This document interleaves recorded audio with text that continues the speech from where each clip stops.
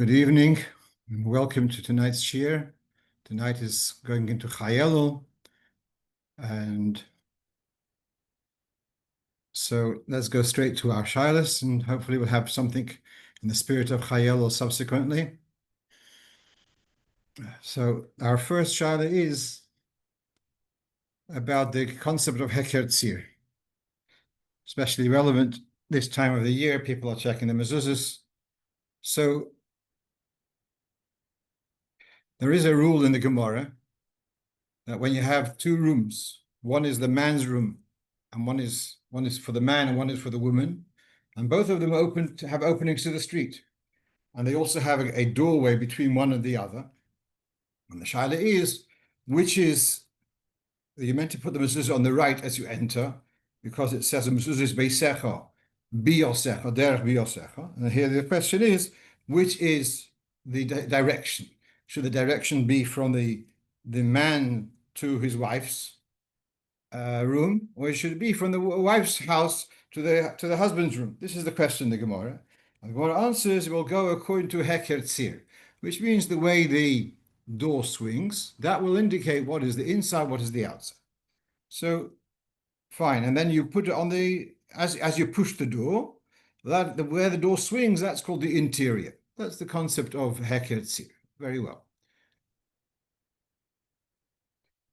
Then the question is, what about a sliding door?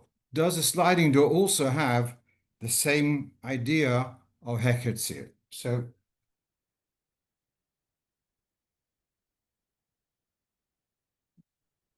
Rabbi Yaakov Emden in Sheilas Yaavetz, he deals with this, and he says that the sliding door runs on a track. So that track is like what's the difference whether they're swinging on the hinge or sliding on a track? That track now is going to say that is the interior. So you may have seen years ago, between a kitchen and the dining room, there's a sliding door. That's safe space. So in olden times, the sliding door would either be on the kitchen side, that's where it would slide, or it was on the dining room side, it would slide over there. And that would be where Rabbi Yaakov Emden is saying the side of the wall where the track is, that's the interior. So now we come to a much more contemporary setup where we have in the garden, we have to the garden. Many houses have got patio doors from the house to the garden. And so here we're asking the question, are we going to use the concept of Heker Tzir here also, that when you got very common that you have two patio doors, and one of them is rigid, and the other one slides. So now one of is the wall, and then the other one is the sliding. So should we say that if the sliding door is on the outside and the rigid one is the inner one, then the Mezuza the indication is towards the garden. And if the sliding door is the inner one and the rigid one is the outer one, therefore the Mezuza should be towards the house. Personally, I don't feel we should go to that extreme. I don't think the Chiddush of the Rabbi Yaakov Emden, okay, I go along with this, that where the door is sliding, that's called the interior. That's very similar to the scenario in the Gemara. But to say that, to extend that, to say that with the patio doors, when these window guys come in to put in install these doors, do they really think there's any machshava which should be outside, which should be inside, the rigid one, the sliding one, with the inner, the outer? I don't think they really any cheshbon there at all. And as a result, I think that one shouldn't see the sliding patio doors, one rigid or one sliding, as the inner or outer makes any difference. Imagine there's no Heker Tzir, and there are many other rules to decide. And most principally, I would say that between the house and the garden, the house is for sure chayv b'mezuzah. The garden is more questionable. So usually my weight, I would put the weight more that the mezuzah should be on the right as you enter from the garden to the house. Sometimes there are circumstances where you can't go that way, but b'derech klal, that would be the weight in deciding this question. I'm going to go to the next question, and that is, how are we doing? That's better. All right. So someone asks me about wiping your hands, one's hands on clothes. So you have here on the screen, this is in the Alter Rebbe's Shulchan Aruch Siman Kuf Nun Ches, the end of the first Siman of Tis Yadayim, and it says you shouldn't wipe your hands on your shirt because it's kosher l'shichicha. It's prone, causes the person to be prone to forgetfulness. What about clothes which are not being worn? So this being hanging out to dry or whatever. How far do we take this about kosher l'shichicha with drying hands on clothes? So first of all, there's a general rule with all of these inyonim with ruach ra that if you have a case which is even a little bit different to the scenario which is described in the sources, then one can be more lenient. So when it says here Halocho, so that means that bepashtas, that you just wash your hands.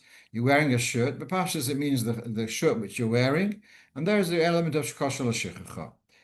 I know there's a sefer called Shmiras Guf V'Nefesh. He brings someone to say also if it's clothing which you're not wearing, because it doesn't say Chalukah She'alecho.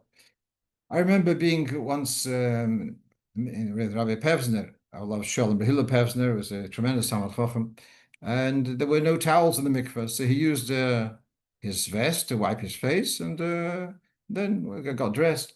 But so I saw the Ma'aser Rav that he wasn't concerned about wiping yourself with a garment, not wearing it, so it doesn't go into that. It's not. Also, it says you wipe your hands and wiping his face. I'll go upon him.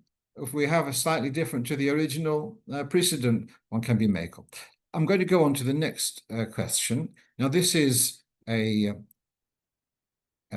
question on a French bread. I think I spelled it wrong.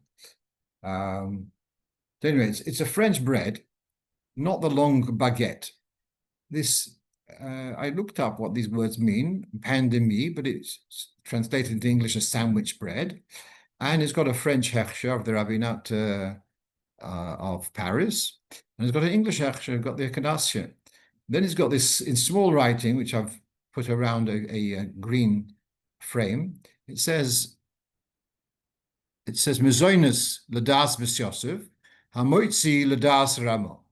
So we've got here this kind of bread, and it's a machlokas between the mechaber Rabbi Yosef Karo and the Ramo, whether it's Mezonos or HaMoitzi. We as Ashkenazim generally follow the Ramo, but people asked me from Paris. It looks like someone once asked me, and I'd said it is okay to make a Mezonos. But here, so I wanted to understand. So I asked in the Kadasha office, what exactly is this machlokas mechaber and the Ramo? And then I will take it further to see what's the our meaning about this. So I'm going to spend a few minutes going through this more carefully. So let's take a look. Here we have, this is in Ksimen Kuf Sameches. It's interesting that it's in the dinim of Betzias Hapas, where there is the whole discussion, what makes it bread HaMoitzi, what makes bread Mezonos. So we've got one of the three Mezonos breads, or Mezonos, whatever you call it, foods, baked foods, is Pas Habor B'Kisnin. In Pas Habor B'Kisnin, there are three opinions. The first one is kisnin, means a pouch, and the pouch is filled with honey and sugar. That's one pshat.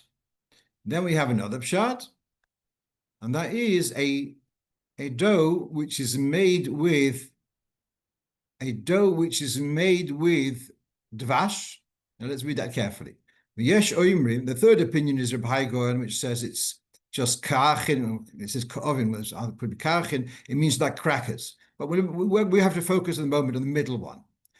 There are those who say that what is called pasabot, what does it mean, pasabot b'kisnin? It's a dough, a regular dough. She'erav bo dvash, you mixed in honey, or shemen, or you mixed into the dough, you mixed a bit of oil, or cholo, a bit of milk, or you didn't mix in any other liquids. Mine tavlin, you mixed in flavoring, putting cinnamon, whatever, va'afor. So you mixed in, before you baked it, it's already got a mixture of other things. Now that's, by the way, important because sometimes you have a kind of pastry which it's HaMoitzi, but it's just been, let's say, dipped in sugar and cinnamon. That may not be enough because the sugar and cinnamon is just on the surface, not mixed in. But come back. Okay, so we've got here this dough, which is kneaded with a little bit of oil, a little bit of, or a little bit of honey, and so on. It should be evident that when you taste the food, you taste this bread, you can taste the fruit juice, you can taste the spice, the season, the flavoring, whatever it may be. That is the position of the Mechaber. It seems to be quite clear that he is saying that even though the majority of the liquid is water, you mixed into the dough a bit of oil, it doesn't give a minimum proportion. Comes along the Ramo. The Ramo says, "V'yesh oimrim shezeh nikra pas gomur." What you've just described, that's mamish bread. El im ken yesh bo en harbe tavlin oy dvash kemini mesika shekoyin lekech. Only if it's got a lot of flavorings or a lot of honey, like something sweet, like a dough, a cake, which we know lekker, which like we call the honey cake in English. Now, what's crucial here is shekimat hadvash v'hatavlin heim iker. It's almost that the main thing here is actually the sugar or the honey, and the pastry is a side thing. Now you have here, between these two positions, the Mechaber, Yosef Karo, has said it's a regular dough, and it's got a minority of mepedes, and so long as it's noticeable. You taste it, you can taste a trace of mepedes. That's good enough to be Messiahs. The Ramo says it has to be so much flavoring that it's kimat, the dvash is the ikr. Just to remind you, the Gemara in Brachas, when it talks about the combination of flour and other things, I might have thought that in this combination, the main thing should be the flour, sorry, the honey. So the halacha says no, when you've got a combination and there's flour and there's honey, so then the halacha says that the flour prevails. But can be a very sweet food. I'm thinking like parallels or something like marzipan, which is a very sweet food, and there's a bit of flour. That's the Ramo's, that's the Mezonos for the Ramo. But then we have something in between. We have a middle somewhere in between stage where its majority of the liquid is mepedes, like eggs or milk, and the minority is water. But I would not say that it kimat hadavash ikir. It's not as sweet as that. So how does that fall? So here, looking in the Taz, where the Taz says, Im yesh harbe dvash miut mayim kol halamodim to have a kisten v'chein im niloish becholov miut mayim. So the Taz has introduced a middle way, is more than the Mechaber, but less than the Ramo. Its majority is milk, and the minority is water. That's also Mezonos. Before we look at the Alter Rebbe, we're looking at on the page, we've got the Mishnah Brura, v'chein b'dvash v'shemen v'cholov, v'in she'yoroiv mehen o miut mayim, shal yidei zeh nirgash mehen hatam harbe me'oid, that the flavorings, the flavors which are added, are harbe me'oid, that the main thing is the flavor, and the dough aspect is the less important one. So although he doesn't use mamash the words of the Ramo, but the Mishnah Berurah seems to be saying you need to have harbe nirgash harbe me'oid. Now let's take a look at the Alter Rebbe, and I believe the Alter Rebbe is following the Taz in this. And before the Alter Rebbe, you have after the Alter Rebbe, you got Daroch HaShulchan also take this view that so long as the majority is Meperes. It's also called Mezonos. It's also called Pasa Babakistan. So here we have in Perek base of Birchas Hanenin. The Alter Rebbe Shulchan says similar. But here Birchas Hanenin is more familiar material. So he says Pasa Babakistan, Isa Shen Loisha B'cholov, and that makes it into Mezonos. And then he adds into fifth line, even if there's a bit of water, so you're going into the majority of the liquid content. And that will dictate whether it's Mezonos or HaMoitzi. Then we have an alternative form when it's heavily flavored. Isa gemura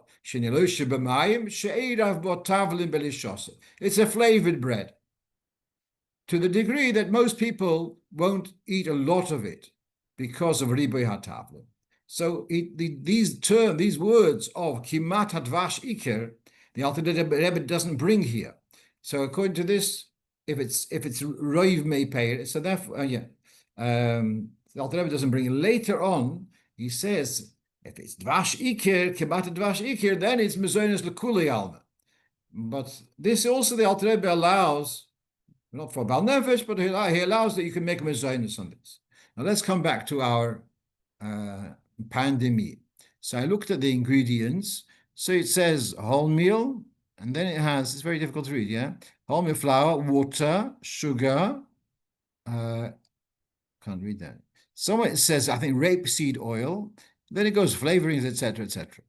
So I think according to the rules of the way ingredients are presented, the earlier one is the greater in quantity, and greater in volume.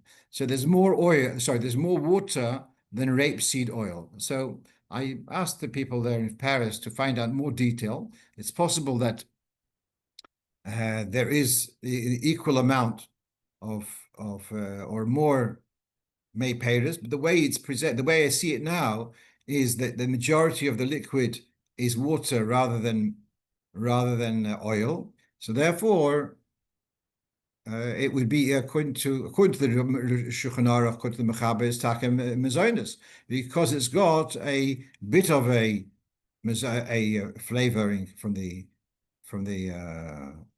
rapeseed oil or whatever it may be, the sugar. According to the Ramo, according to the Ramo, there is much more machmir. But even according to the Alter Rebbe, the way I see it, if my understanding is correct, that there's the majority of the liquid is water, then it would be HaMoitzi.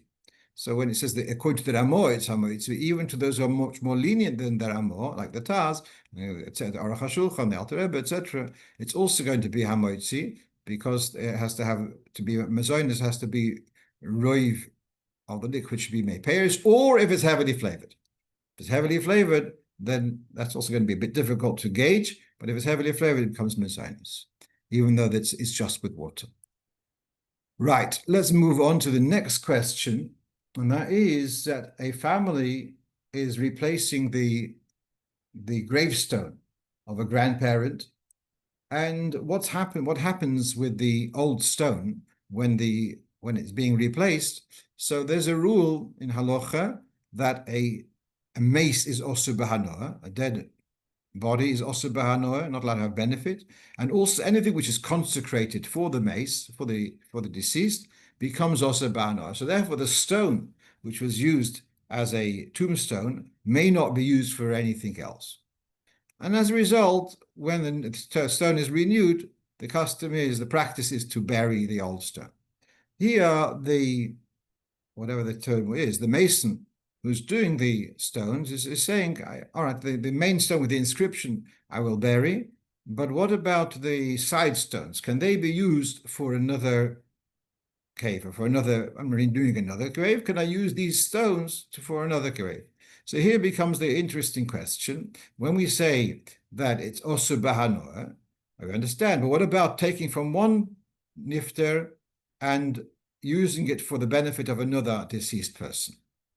That's the question. So now we have here, this is in Yeridea, that's where the dinim are, Shin Samach Dalet, the Bedek HaBayis. There's within the Beis Yosef, the things which he found later are called Bedek HaBayis. So he quotes a Rashba, and he says, Mamish our situation. Matzeva shepono mikever zeh la'aniach shom yofer mimeno. You took away an old gravestone to put a nicer one. Mutar lahanicha al kever ish acher.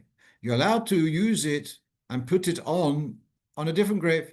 You're allowed to. You're allowed to recycle it for another grave. He doesn't see that as a problem. In the Chaye Adam, sorry, the Chochmas Adam, he writes here, Yesh Oistin are those who object to the taking of Matseva, which was on one grave, and to put it onto another grave. Even though we have no benefit from it, the living people, and still, and he quotes the Rashba, and he has a question, because elsewhere it says about a grave which was dug for person dug a grave for his father, and for some reason his father wasn't buried there because he was buried elsewhere. So it's about not using it for someone else or something. So sometimes we do see elsewhere, we do see this idea that if it's been designated for one, it shouldn't be used for another. So you can see this, and this is an excellent sefer on these halachas called Divrei Sofrim from Reb Nachum Yabrov. And he says the Tur earlier said that a kever shall mace also bahanoah. You cannot bury another nifter in an unused, a disused grave. So there seems to be a contradiction here.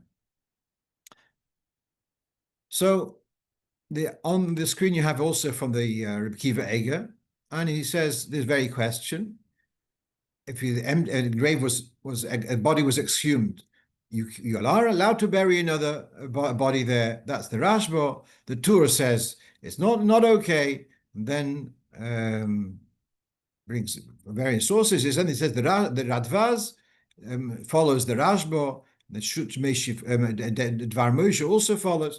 So the poskim seem to be, the majority of the poskim seem to follow the Rashba, that it is permitted to repurpose those inyonim for another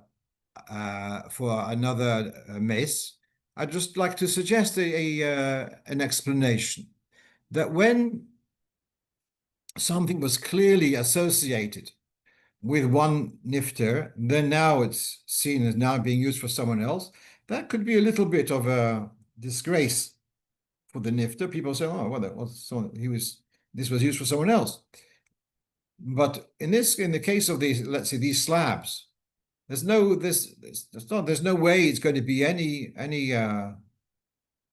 insult, any offense to the original occupant of that grave if it's going to be repurposed. So Lepoil, I said that it is okay. There is room for question, but I felt that one can be makel.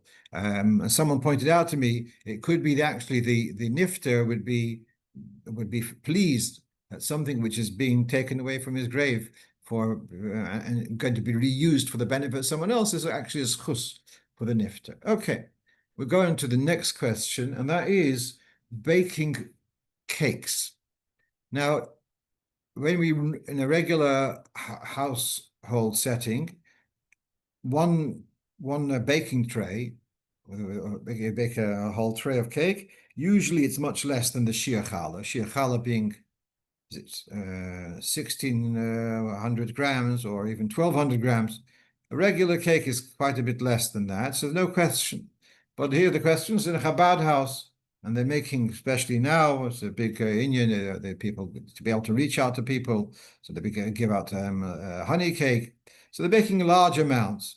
So now the question is, do they have to be mafresh challah? So first of all, perhaps there's a tzemach tzedek, tzemach tzedek, and he says he's melamed zchus on the fact that people don't mafresh challah from leker, from cakes. And interesting, if I mentioned before the question in the Gemara, kal salcha daitoch duv sheker. So he says that may be a din in Birchas Hanehenin, but it could be when it comes to challah, to the mitzvah of challah, we could say perhaps duv sheker. So when it's such a sweet dough, perhaps by leker, he says you take the view of duv sheker, and it's potem in challah. That's the basic main argument of the Tzemach Tzedek over there. So that's a limud zchus. He's not saying this no chashad, but he says a limud zchus. The olam are not so particular. But if possible, one should be machmir and be mafresh. So here you've got from a contemporary sefer, and this is also besides Chabad houses, by the way, there are bakeries also, commercial bakeries who bake a lot of cake. And the question is about hafroshas challah. So it seems that a runny dough or a batter, whatever it's called, may not be chayiv b'challah altogether. And so let's read here. I know it's a little bit gray, but let's read here. Iso shebli lo sorako. Iso nozalit. If it's a runny dough. There are those who say there's no chiyuv challah until after it's baked. So now, although you may have more than the shiur of challah in the mixing bowl, but once it's into baking tins, if they're less than a shiur challah per baking tin, perhaps it's still potum in a challah. Others say that it is chayiv, even in the runny form. Because of this, he recommends to be mafresh challah after the baking, and then it's chayiv l'kolei alma. However, that's not so straightforward. If each tray has got, let's say, a half a kilo of flour, so then each tray is a separate unit. It's not chayiv v'challah. But if you take these 3 trays and bring them together, three cakes, and put them together inside one basket, that's called sirup sal. That takes all those less than the shiur, makes them into one shiur, and then you should be mafresh challah. So that's one way which he says, and he says yesh noyagim to take challah twice, once from the liquid and once after baking. And in the notes he has, that's in many kashrus authorities will have that practice, that as you got all that mixture before pouring it into the baking tins, to separate a bit of that and discard it as challah, and then to also, once it's baked, to break off a bit and consider that for challah. But since I mentioned tzimach tzedek, that's a suffix, therefore, in any case, the hafroshas challah would have to be without a bracha. Right. Let's move on to our next question. So this is a bit of a history. Someone asked me about the background to a couple of items in the Chabad Machzer.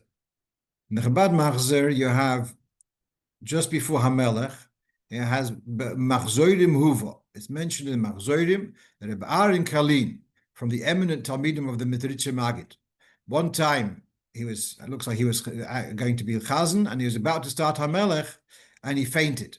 And later they asked him, what was all that about? And he said he thought about the famous Gemara where Yechim ben Zakkai is smuggled out of Yerushalayim, and he meets up with Vespasian, and Vespasian says that you're chayiv misa on 2 counts, and one of them was that if I am indeed the emperor, why didn't you come till now?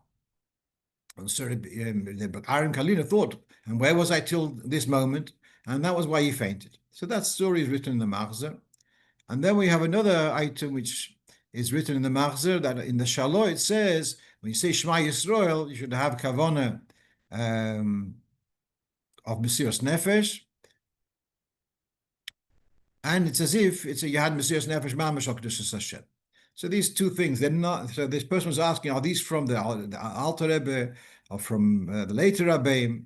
So I told him, no, they're not from the Alter Rebbe nor from the later Rabbeim. And just to fill you in, the first Chabad Machzer as such, as at least what we know of, is a Machzer printed by Reb Chaim Eliezer Bichovsky, and he printed it, I believe, in Barditchev.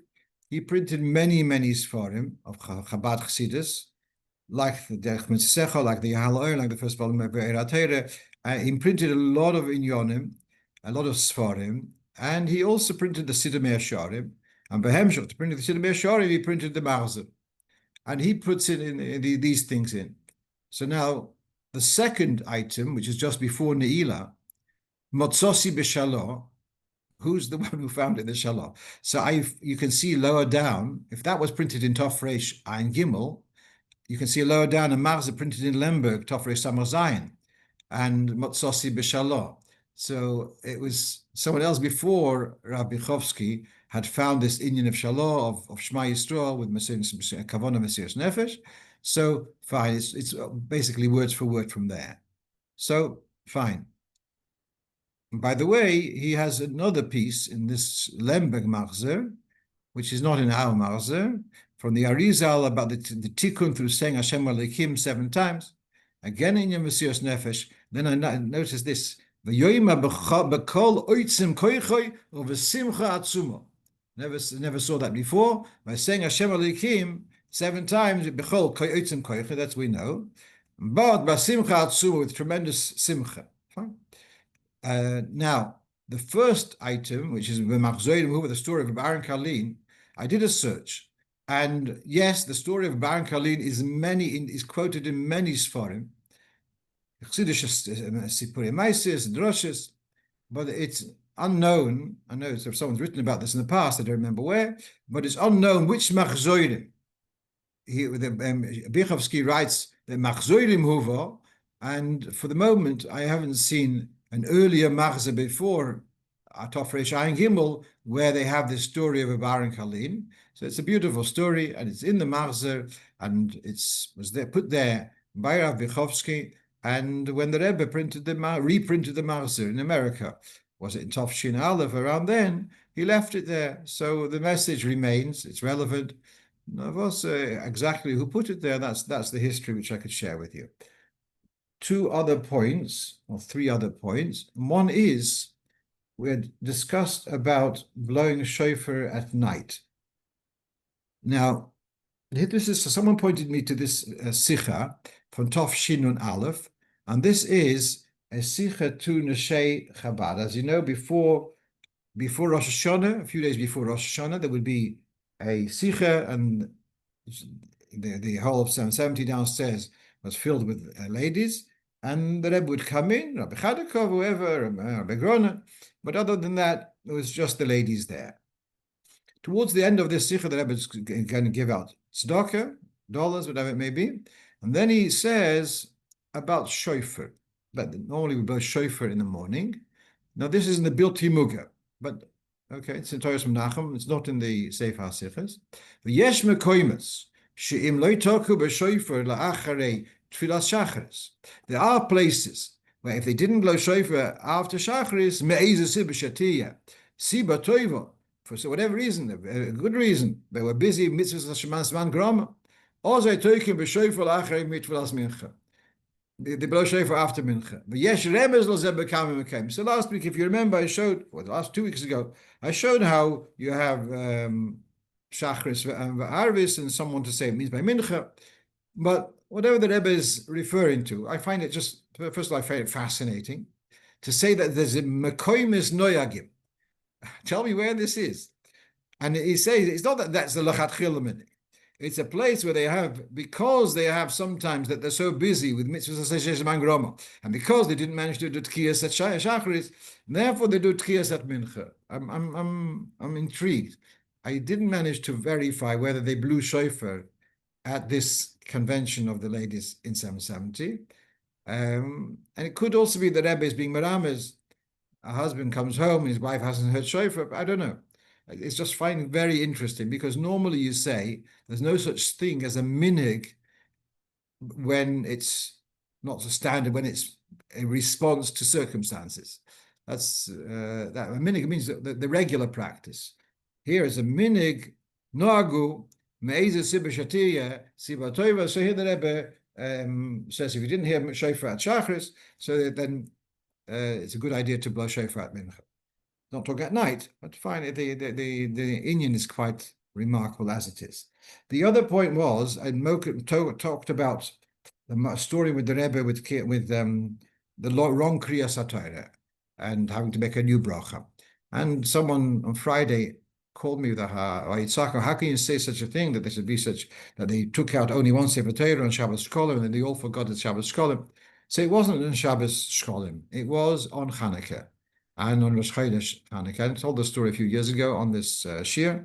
It was in Rosh Chodesh Chanukah, Rosh Chodesh Teves, which was Chanukah, and they prepared to Sefer Torah. The first Sefer Torah was rolled to Pinchas, and they read their 3 aliyahs in Parshas, the Tomid and Rosh Chodesh. The second Sefer Torah was rolled to Bayom HaShvi. However, it transpires it was rolled to Bayom HaShvi of Sukkot, not to Bayom HaShvi in Parshas Nosai. So you look at it, it says Bayom Hashvi. So that's the story. Now, then the other question which someone asked, what was the wisdom of sharing such a story? Yeah, good question. The main reason why I felt the value of sharing the story is, I tell the word that when the Rebbe realized that he shed a tear because of it. I felt that's something which is a lesson for all of us. We make a mistake, but it should be something which should bother us, not just say, it's not my fault or something. Taking the story, another point possibly is another element of achrayus. The Rebbe comes over to Sefer Torah, and he relies on the Bal Korah. So the sense of cheshbon hanefesh. But when the Rebbe relies on us, so he's delegating. You're the Bal Korah, you're going to tell me. So then he's kind of put his own even his own kiyum Torah mitzvahs. In a sense, is to give it into someone else's hand. You're the Bal Korah.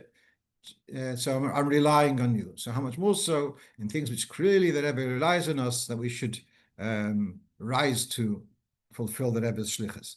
The last thing I want to share with you, we have a farbrengen going on downstairs, and so I don't want to go too long, but this letter came my way. A letter which I believe hasn't been published before. It's a Chiddush letter. So the letter is to Reb Moshe Axelrod, who lived there. As you can see at the top, it says Axelrod Ramat Gan. It's a shtikal mishpocha from my mother's side. Kol ponim, so Reb Moshe Axelrod receives a letter.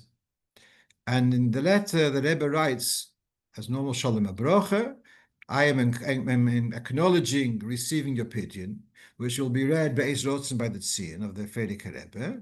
And then he writes the following, Ulapele, I'm surprised that you don't mention anything b'negeya lehabriyas beruchnis, about your spiritual health. Asher b'mora de asro, a rov in a place, in yono be'iker. What does it mean? Spiritual health? Talking to Moshe Axelrod, the Rov of Anash in Ramat Gan. So he says, Hachzokas hayadus v'hafatzosa be'asr delay. So what does it mean for a Rov to be gesund? Beruchnis, the strengthening Yiddishkeit and spreading Yiddishkeit in his location. That's his health.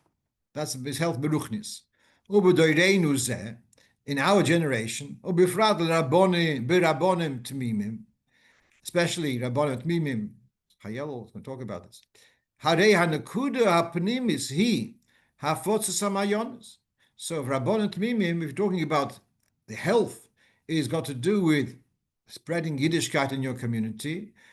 But Rabbanim Tmimim, the nakuda pnimis, the inner nakuda is hafotzes hamayonos. Then he goes on, Harei brias haguf. The health of the body is contingent upon the health of the neshama. So it looks like Rebbe Axelrod had asked for a bracha for physical health, and the Rebbe says that your physical health is contingent upon your spiritual health. Ukamuvan gami maimer azal. We have in Gemara, Bibriya Odom, that the human is created. Ramach evorim keneged ramach mitzvasasei. Well, actually, this is not in the Gemara, but Shasa Gidim is in the Zohar, but fine. If you know the Rambam, beginning of the Sefer Hayad, he has Shasa Mitzvah Loisase Keneged Minya Mesachama. He doesn't talk about Shasa Gidim, but this is in the Zohar. Ramach Mitzvah Sasei Keneged Ramach Mitzvah Ramach Evorim. A man has got 248 limbs, corresponding to the 248 positive mitzvahs. Shasa Gidim, and he has 365 sinews, whatever that means. Keneged Shasa Loisase, corresponding to the 365 negative commands. So the Rebbe is saying, you see, that even in Chazal, you see that there's a association, a linkage between the physical organs and the mitzvahs, which is, in other words, the Gashmius and the Ruchnius are interlinked. V'ayin gamkein lukute Torah. Diba hamaschil ki korev. Check out Likutei Torah ki korev. Ala posuk tomim tiye. And then v'achakel b'sur sev t'chol anal, and then the Rebbe's signature. So I was curious, especially I wanted to have something to share at the shiur, Shachas Chayel. What's this mimer in the Kutatera? And it looks like it says Hikorev, yeah? And then there's a bit of a scribble, a change there. So the Eberstedt Geholfen used the search machines, and they found the following. It's actually not the Maimer Ki Korev in Parshas Nitzavim, but Ki HaMitzvah Hazois. Now look, let's go back. Look at the words Korev, and you look carefully, there's been a change. That the Kuf was changed into a Hey, and the Reish was connected with the Vav to make a Mem. Yeah? And somehow it changed, and the base has changed to a tzaddik, and so the Rebbe changed Kikorev to HaMitzvah. Yeah. So now here you have this shtickle to save you time looking it up in the Kotetera. So it has here in that Maimer, within the Maimer HaMitzvah Hazais, the Parshas Nitzavim, V'hinei chsiv tomim tia im havaya lekecha, you should be faithful, sincere with Hashem. Pirish, ksheyi havaya nimshech liyes elekecha, havaya, yeah, hainu al yedei ha-mitzvahs, that havaya, which is higher than the world, should be elekecha, should be personalized through mitzvahs. Ozoi tia tomim v'sholeim b'chol evorei ha-nefesh. That will bring you to be intact in the organs of your nefesh. Whereas if you miss a mitzvah, you die, then you'll be missing an organ. So here, that's clearly what the Rebbe is referring to in this letter, the union of being a tomim in Evorei HaNefesh, and he's writing to Rabbi Axelrod that health and wholesomeness, if that's the right word, in the spiritual Afotzas Hayadus and Afotzas Hamayonis, that will be a contributing factor to have Brias Haguf. And with this, I'm going to wish you Chai Elul, which should be a source of inspiration, and wish you all a Ksiva V'Chasima Toiva and a Good Shabbos, and Zol Zechzen Bekorev, Zechzeno Inenu B'Shuv Chol Etzim V'Rachmim Mit Moshiach Tzedkeinu. Good Shabbos. Oh yeah, Shabbos.